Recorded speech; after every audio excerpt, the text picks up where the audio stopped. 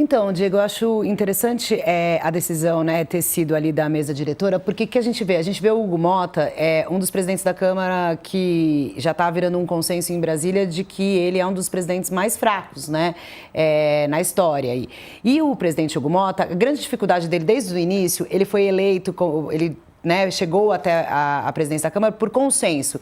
E esse consenso é um consenso que dificulta os trabalhos. Por quê? Porque tem determinados momentos que você precisa tomar um lado, né? Ou pelo menos uma posição um pouco mais firme. O Hugo Motta, ele é desde o início cobrado, porque ele foi eleito com apoio do PT e do PL, essa coisa que a gente sempre repete. E ele é cobrado por esses posicionamentos. E agora, nessa decisão, primeiro, teve lá atrás, como a Letícia falou aí, um enfrentamento com as decisões que vinham do STF. Dois parlamentares condenados, né?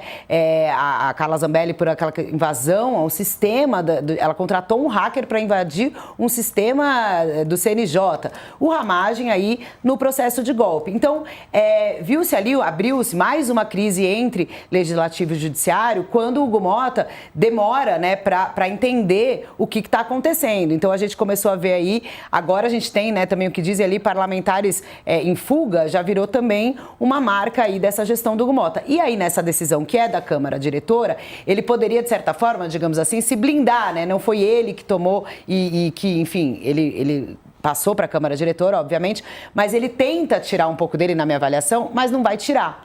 Não vai tirar, e aí, como a Letícia já colocou, vai ter uma reação da oposição, evidentemente, mas é uma sinalização, digamos assim, para o governo, né, desse posicionamento do Hugo Motta. E aí a gente tem que ver o que vai restar de governabilidade para o próprio Hugo Motta, né? A gente fala muito da governabilidade do presidente Lula em relação ao Congresso, mas o Hugo Motta, ele tá rachando um pouco aí, né, essa base dele bolsonarista que o elegeu, e a oposição vai reagir, principalmente, eu acho, que mais em relação ao Eduardo, apesar de ser, como a Letícia colocou, mais compreensível de entender ali, pô, o cara não está vindo, está faltando, não está exercendo o seu mandato.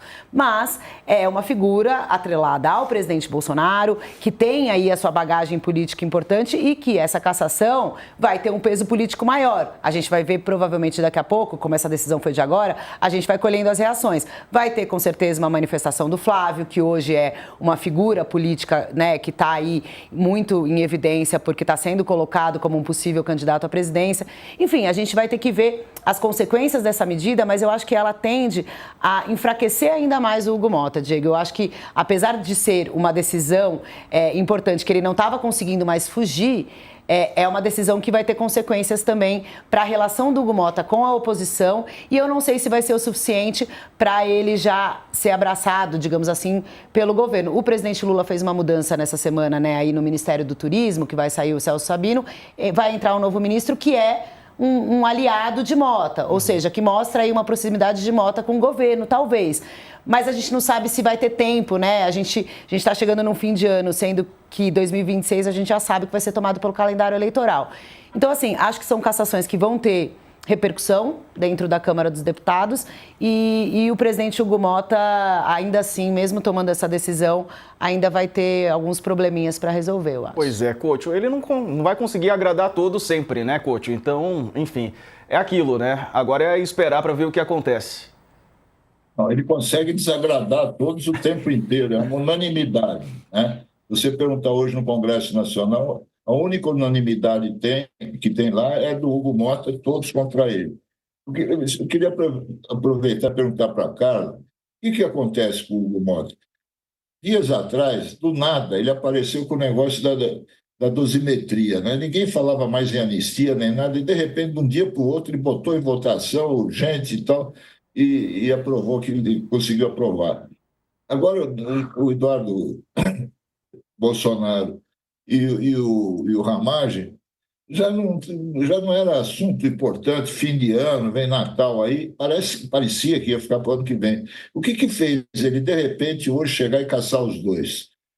Então, Qual é o sentido disso, Carla? Então, Coach, ainda é difícil a gente responder, a gente está aqui já, né, apurando, mas o que acontece? Eu acho que é ainda essa tendência dele de um pé em cada canoa mesmo, né?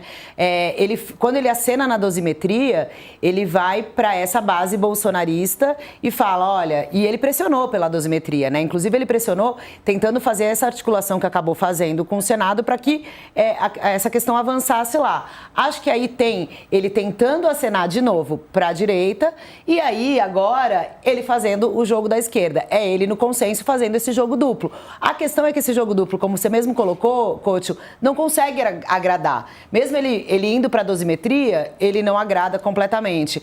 Ele caçando os deputados agora bolsonaristas na véspera de fim de ano, pode agradar, mas eu não sei se é exatamente isso, se tem um impacto concreto para o governo, né? Acho que o governo tem aí pautas mais importantes, tem o orçamento, tem aí outras questões que acabou avançando uma pauta econômica também um pouco para tentar fechar as contas. O Haddad está nesse fim de ano correndo aí para tentar minimizar possíveis cortes no orçamento.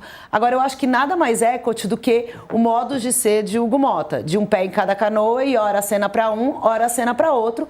E nessa ele vai terminar, assim, né, ele está fazendo uma gestão que é isso que você falou, não está agradando ninguém e ele parece perdido, porque se a gente for olhar e tentar fazer um balanço do Hugo Mota, a gente vai ver ele ora para um lado, ora para o outro, sem muita coerência, né?